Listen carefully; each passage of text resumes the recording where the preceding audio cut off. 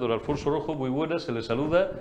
Al patrón siempre hay que saludarle con una devoción especial. Lo de los micrófonos abiertos, pues no sé, Esperanza Aguirre, tantos y tantos, ¿no? Que digo que casi nos pillan hablando. Bueno, y si nos escuchan, nos hundimos para siempre. Si nos escuchan, nos hundimos para siempre. Nos hundimos para siempre. Alfonso, ¿y ahora qué? Bueno, he estado escuchando a todos los que han estado antes. Sí. Claro, el panorama es muy pesimista. Yo creo que hay motivos, tú lo has dicho. Y tú has rematado la última entrevista haciendo que casi pidiendo perdón a nuestros espectadores por el panorama tan desolador que les dejamos, pero es que no es para menos. Y yo sí me gustaría ahondar un poco en lo que tú has dicho, la nula reacción de la sociedad civil, de las instituciones y de los supuestas élites españolas. A mí es lo que me llama la atención. ¿Dónde están? No, es que los obispos, los empresarios, no sé. Es decir, podríamos hacer varias interpretaciones. Una es que no tenemos élites. Quizás España, una de las grandes carencias que tiene es la carencia de élites. Es decir, bueno, pues uno de los defectos es ¿dónde están? Habría que meter más. El ejército, que no puede pronunciarse, pero hay muchos. Echa un poquito la vista atrás. Se nos ha olvidado ya Barbate. ¿Te acuerdas en Barbate? Sí. En Barbate, por una orden... Acaba de hacer un año. Bueno, en Barbate, por una orden estúpida, mal llevada, escasa planificación, desidia, incompetencia e inoperancia del Ministerio del Interior, se manda a la muerte a unos guardias civiles. Así es. Y dices tú, bueno, el que esté en activo en el cuerpo a lo mejor no puede ni respirar. Pero oye, y todos esos que están fuera, que están en la reserva, que tienen puestos importantes, los sindicatos próximos a la Guardia Civil, ¿por qué un año después de que se mandase a la muerte a ser convertidos en cecina porque los trituró la lancha, no hay ninguna responsabilidad? Terminarán colocando a un sargento, terminarán quitándole los galones a un teniente, pero los verdaderos responsables, ¿dónde están? Por ponerte un ejemplo. Sí. Pero pasa igual con absolutamente todo. Tuvimos el paripé, el circo de Puigdemont. Dices, oye, el gobierno silente, porque le funciona esa táctica. El gobierno silente no existe. Pero a nosotros nos corresponde pedir responsabilidades. Y lo hacemos todos los días. Lo Sí. más que lo decía Teresa Freixes, poco más podemos hacer. Pero yo, por ejemplo, yo en lo de... Nos duele la boca todos los días, a ti, a mí, a un montón de periodistas, a un ramillete de periodistas libres y... Yo leía hoy, decía, hay malestar en el cuerpo de mozos ante el desprestigio, pero ¿qué más? Yo he oído esta mañana a un sindicalista, claro, ¿pero qué? Como si acabara de llegar como Pilatos al credo.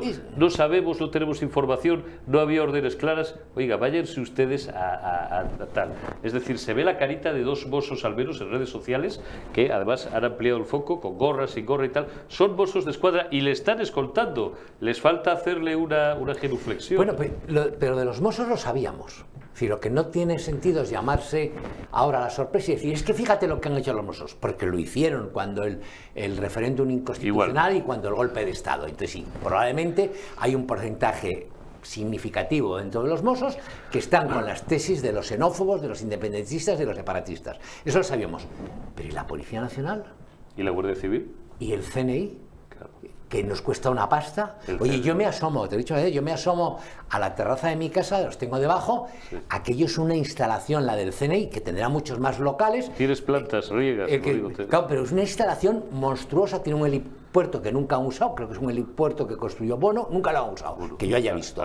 Entran coches a Manta, estos días muy pocos, salen a las 3, un poco antes de las 3 para no pillar, salen en masa. Dice, ¿y estos que no se enteraron de las urnas, que no se enteraron dónde estaba Puigdemont? Porque dices tú, es que no sabíamos dónde estaba y de repente apareció. Es que sabían dónde estaba. Pues claro. Es que lo estaban vigilando. Que hay 3.000 y pico tíos ahí metidos. Bueno, digo, y esto... Usted me dice, pocas bromas. Y nadie pide una responsabilidad. Dice, la Guardia Civil. Coño, es decir, es que cualquier paisano en España roba 2 manzanas sí. Y le cae la mundial. Sí. La Policía Nacional, los que forran a palos. ¿No recuerda las imágenes hace 3 o 4 meses de cómo se divertían echándoles gas pimienta en los ojos a las chavalinas y a los chavalines que estaban en Ferraz? Sí. Esos macarras vestidos de uniforme. ¿Dónde estabais cuando teníais que haber estado ayer? Y dicen, bueno, Y además hay explicaciones respecto a ayer. Puedes decir, bueno, por prudencia no se podía detenerle en el momento que está en el estrado, porque podía haberse producido un tumulto de orden público pues y heridos. No hacía falta, si es que no había ni que dejarle entrar. Yo, que no soy nadie, pero todos hablamos con gente, puse un tuit, lo vuelvo a repetir, la autocita es una horterada, puse un tuit, yo dije, lleva algunas horas, creo que dije, llevaba 2 noches pernoctando ya en Barcelona, pero si lo sabíamos, bueno, lo sabían hasta las ratas del parque, y le tienen perfectamente monitoreado o monitorizado las 24 horas del día. No había que haberle dejado traspasar la frontera. Pero coño. ¿cómo no lo van a tener? Mira, para mantener un secreto solo lo tiene que saber una persona. Cuando ya son 2 es complicado. Eso Cuando son 3 es casi imposible. Pero es que había 50 personas en el ajo. Había mozos de escuadra, los tenían todo. Es decir, mira, es un caso de incompetencia y después de complicidad. De traición, porque lo que queda detrás... Era una coyunta organizada. Sí, es que estaba pactado. Es Está que pactado, Sánchez se va a untarse nieve a la barriga con el marido de Begoña, con Begoña se van de vacaciones. A lo mejor están en Marrakech con el culo en popa con el sultán. Claro, con el sultán. Y entonces dices tú, pues hacen un pacto, es decir, mira, no le vamos a detener, vamos a organizarlo todo para que no pueda ser detenido, usted monta su numerito, claro, y yo sigo con mi legislatura y sigo durmiendo en la Moncloa. A mí me parece duro para España, es para planteárselo seriamente en España. Y para que nosotros, cuando llegue el momento y a estos grandes empresarios este gobierno de mierda les aplique el torniquete, tenemos que ponernos de perfil. Que se jodan. Que se jodan, porque además no son, empresarios son... Estaba un rato hablando con Riera, que hoy venía especial, hemos estado hablando tú y yo antes un rato con él y tal, por circunstancias las que todos tenemos, empresariales, personales, venía especialmente cabreado, enrabietado, alterado, como nos pasa a todos. Esos son empresarios, porque son unos tíos que pagan 10, 20, 30 nóminas, tú lo sabes mejor que nadie y tal, pero estos no son ni empresarios, estos son, y esta cita como tanta se la robo a Mario Conde, son empleados distinguidos de 6 o de 7 ceros, pero son empleados, a ellos les importa una mierda, que mañana se va una gran tal al tacho o le someten a un impuesto confiscatorio, pues cogen como el croupier del casino Barren y se largan. Y además con una indemnización tipo de esas... de estas de 50 millones. De 50 millones, 60 millones. 60 millones es como se van todos, como se fueron de las cajas, como se van de las grandes empresas. Pero dices... la universidad, claro que la universidad, después de que vimos que salía de ahí esa excrecencia llamada Podemos y que todos habían estado de PNNs en las universidades, hombre, y que le montan una cátedra a una, iba a decir, a una medianía intelectual como Begoña Gómez. Bueno, sin ningún... ¿y cómo se pliega el rector de la universidad? Sí, que vaya como un lacayo. Oye, sí, no le llama a ella, le llama a la secretaria, dile a este, ¿cómo se llama? Este Goyache, que se pase por aquí mañana por la tarde. Y él se pasa. Y se pasa a rendir pleitesía a la señora. Sí, y dices una cosa y dices, bueno, y encantado.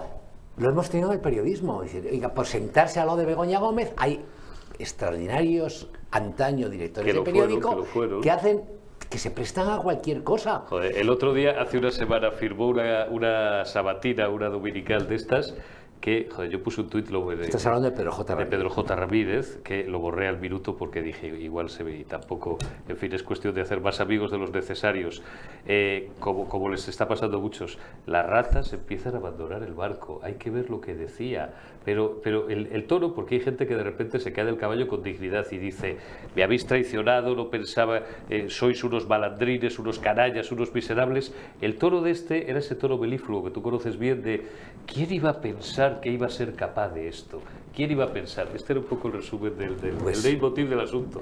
¿Quién iba a pensar? En fin, nosotros sabemos... ¿Quién iba a pensar?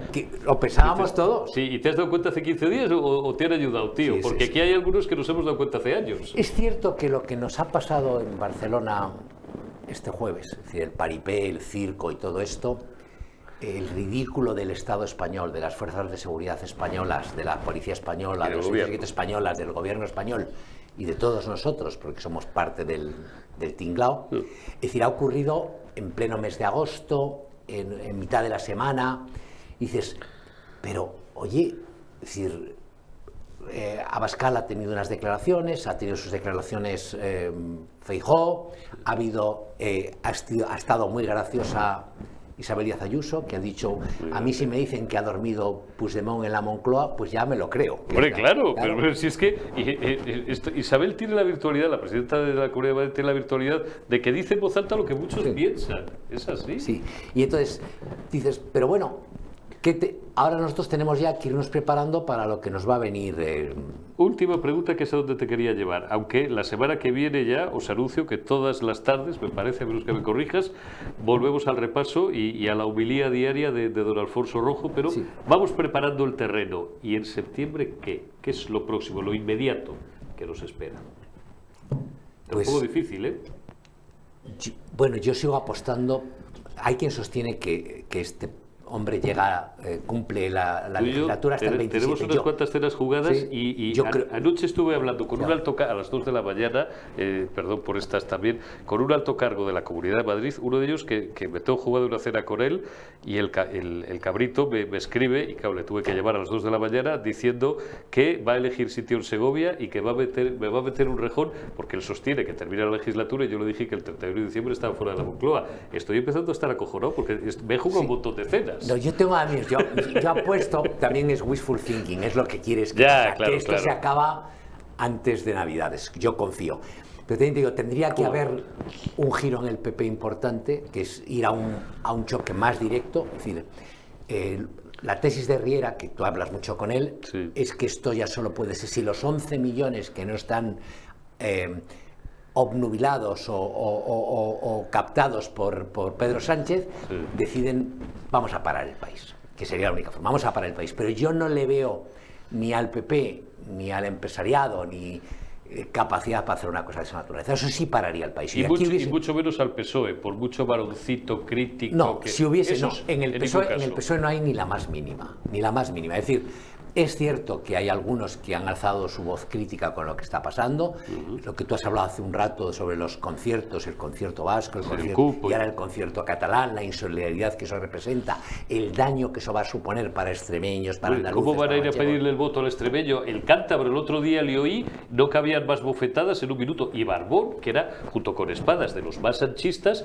estaba el otro día Barbón, el asturiano, que echaba espuma por la boca. Sí, pero a la hora lo dicen porque piensan que van a ir a elecciones. Pero claro, ninguno de ellos dice no vote al PSOE. No, y ninguno exige la convocatoria, orgánicamente no sé cómo se hace, de un comité federal. No, pero basta simplemente, si Felipe González, en la próxima aparición de estas que haga, la próxima filípica, el próximo sermón, dice yo no votaré al PSOE y pido a la gente que no vote al PSOE de Sánchez si estas cosas siguen por este ritmo.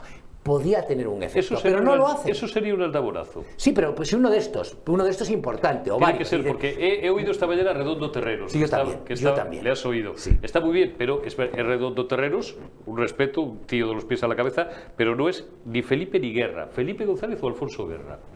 Dijeran, no vuelvo a votar. Y si lo has oído, estuvo mucho más beligerante con Venezuela, sí, que con la situación española. Sí. Estuvo mucho más crítico con Zapatero, sí, y con la complicidad con los torturadores. Y ahí planteó una línea muy clara. Dice, hay que elegir entre la libertad y Maduro, entre la democracia y Maduro, entre los derechos humanos y Maduro.